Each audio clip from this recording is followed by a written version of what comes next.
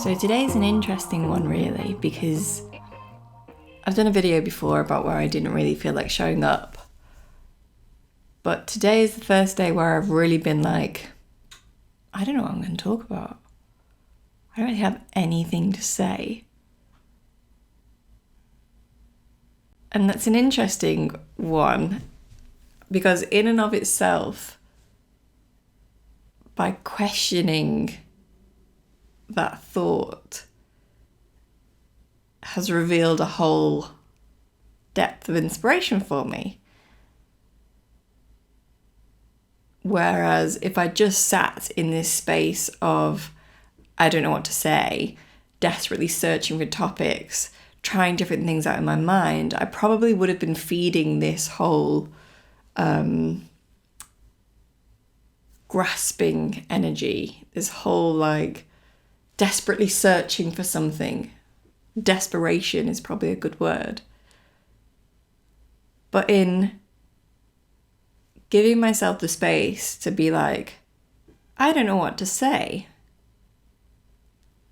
but then not actually chasing any ideas, but sitting with that in and of itself has given me, obviously, something to say. I'm talking right now. But I think sometimes like our greatest challenges or our greatest frustrations or our greatest... And I do like this because I kind of imagine it as like a solid knot of like, oh my gosh, there's tension around this idea of, I don't know what to say and this is a problem. But by sitting with it and just observing the actual thought, the actual problem itself, there is always lessons there. So it might be that you have a thought of, I'm not good enough. But maybe instead of then constantly searching for all the reasons why maybe you are good enough and the arguments and the reasons and the justifications that you give, you could sit with the idea of, I'm not good enough. What's within this? What's the lesson here? What's the opportunity to grow and learn about myself here? I think it can produce more interesting and more... It's a more fertile ground for new ideas than desperately trying to search for something else. I think facing up to the restriction that you're feeling and being with it can often provide you the answers in a more gentle way than if we go chasing it. And it brings to mind as well on the subject specifically of if you have to create something, if you have to, or you want to create something. There's the book Big Magic by Elizabeth Gilbert, which is on my bookshelf behind me, which I really enjoyed. I know some people didn't enjoy it so much. I'm a big fan personally.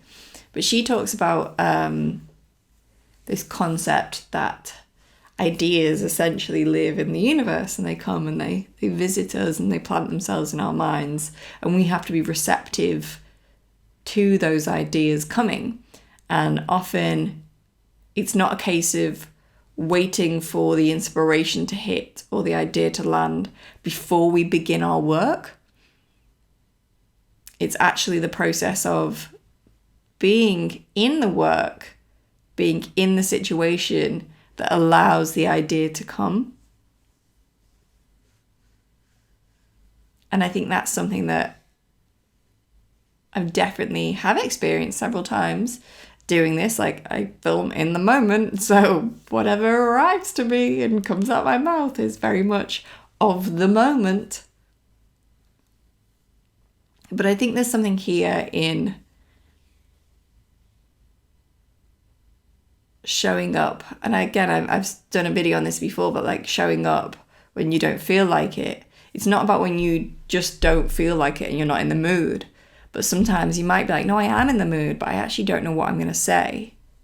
Sometimes sitting with it, and instead of desperately trying to search for something else to talk about, really examine what's going on right now.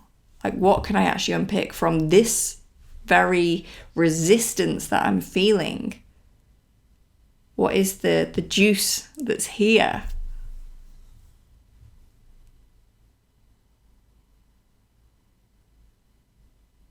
So it's not about just showing up when you don't feel like it. It's about showing up even when you think you have nothing to say, and creating enough space and staying in a relaxed energy or a relaxed way of being that then, I believe, allows the ideas to come and arrive with you.